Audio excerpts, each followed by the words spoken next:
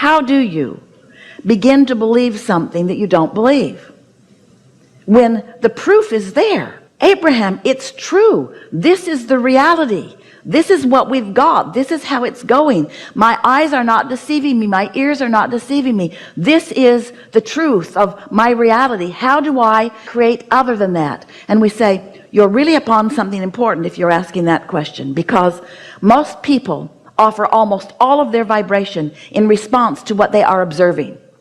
Esther would say to us in the beginning, but Abraham, it's true. It's true. Shouldn't I give my attention to what's true? Isn't that what I've been taught all of my life? And we say, we understand what you're going for here, Esther, but here's the thing. A thing is only true because someone is focused upon it until it became a reality. We would use a different criteria. Not is it true, but does it feel good to me when I think about it? Is it something that I desire? And if it is something that you desire, then give it more and more and more of your attention. But if it is not something that you desire, giving it more attention only makes it more solid in your experience. You see how it works? How do thoughts turn to things anyway? Have you ever wondered about that? Do you see any pipelines trucking in new fuel from other planets? New mines are being dropped from the sky? How is it? How is it that thoughts are turning to things? Thoughts are turning to things through focus and reception and response to that reception. That's how thoughts turn to things.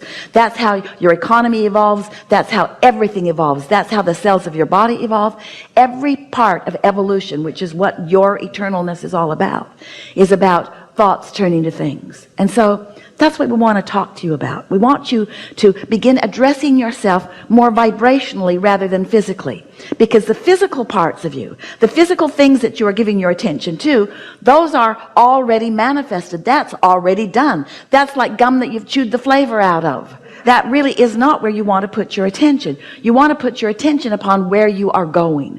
So when life shows you that you want something, you want to be more forward looking toward the evolving and the unfolding of what you're asking for, rather than standing where you are, sometimes in the absence of what you want, justifying or defending why you should get more of what you want because you don't have it. Every subject is two subjects. It's like a stick that has two ends of it. And on one end is the absence of what you want, and on the other end is the presence of what you want. So the question that we're asking you is, when you ask for more money, where's your gut? Where's your emotion? Are you standing in a feeling of desperation? Are you standing in a feeling of disappointment? Or are you standing in an attitude of appreciation and anticipation? Where's your vibration relative to the things that you're asking for? Are you more of a vibrational match to what you want, or are you more of a vibrational match to its absence? Are you more of a vibrational match to the problem or the solution, to the question or the answer? Well, we can tell you the answer. You can tell by how things are unfolding. However it's turned out so far, that's what you're a vibrational match to. It's always that way. You can tell what you're offering vibrationally by what you're living, by what you're surrounded by. So here's what we want you to hear that may be new for you, and it really is the answer to getting past beliefs that don't serve you. A belief is only a thought you continue to think. That's all. A belief is just a thought that you continue to think. Now we want to help you let yourself off the hook a little bit. You continue to think those thoughts because law of attraction really helps you to continue to think those thoughts. You can't think far past the thoughts that you're already thinking. So there's no hope for you. We've enjoyed this interaction immensely. Good luck with all of that. Think of us, we're living happily ever after. But there is a way that you can not so much bridge your belief immediately. You might be able to bridge a belief if you could surround yourself with other people who believe in the advantage that you have not yet given to yourself. So you may be able to bridge your beliefs if you had someone around you who knows answers to what you're looking for, and you don't know the answer but they do, and they talk to you every day, and you get to watch them in their life, and eventually you could come to believe because they believe it and they're living it. You could change your beliefs a little bit. That's how most humans are bridging their beliefs, are changing their beliefs. But there's a much easier way. So we have some questions for you before we give you this important thing. the answer to all your hopes and dreams. Do you accept that you are more than this physical personality that you know as you? Yes. So if this inner being exists, and we promise you your inner being does exist, and since your inner being does exist and your inner being is standing in complete knowing of what you're asking for, in other words, knowing, seeing the vibrational version of it, and knowing that this vibrational version, just like a seed in the ground, can grow to the full manifestation that you're looking at, the seed to the abundance you're looking for, the seed to the physical wellness, the seed to the relationships that you want, the seeds to all things that you have been asking for. Since your inner being is there with those seeds, do you believe that your inner being is there with the beginning of what you're asking for? And do you understand that now you've got to do something about letting this vibrational version be realized by you? Your inner being doesn't have the right or the wherewithal to assert anything into your experience. You got to sync up with it. So you have to become a believer of the vibrational reality before the vibrational reality can come into your experience. We wrote a whole book about it, a couple of books about the vortex and about how everything you want is there. And so many of you followed us to a certain point, but it became annoying to you. All right, Abraham, I get it. Everything I want is in the vortex, and you want me over there at the doorway of my vortex so that I can get what's in there. But just tell me one thing, Abraham, how do I get the money out of the vortex and into the bank? Enough of this vibrational version already. I'm sort of sick of hearing about the vibrational version. I live in the real world. I want it to come out into the real world where it can be part of my manifestation. And we say it is already a manifestation, but feel the difference between a manifestation. A manifestation is whatever you're living and feeling in any moment, and every moment is a manifestation. But feel the difference between manifestation and your realization of it.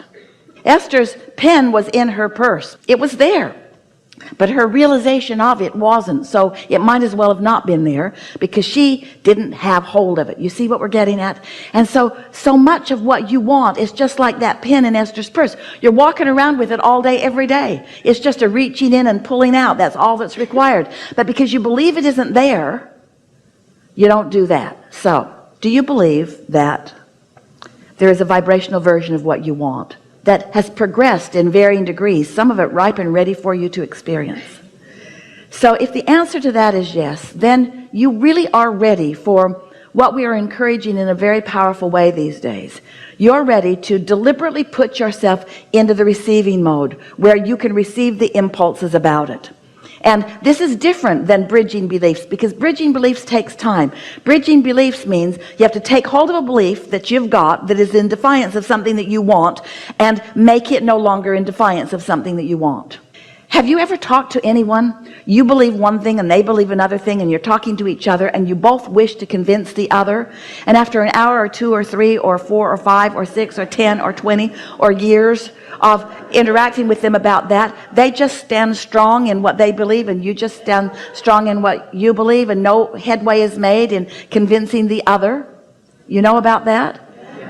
You've got that exact thing going on inside of you, where I want this, but I want this, but you've got beliefs that keep your desires from being realized by you, and it's unnecessary. So what do you do about it? Do you want to argue with yourself for hours or weeks or months or years, or would you like a suggestion for a much simpler route? Yes. We thought you'd say that. When you quiet your mind, you stop all thought. And when you stop all thought, all beliefs, ooh, you're really going to like this.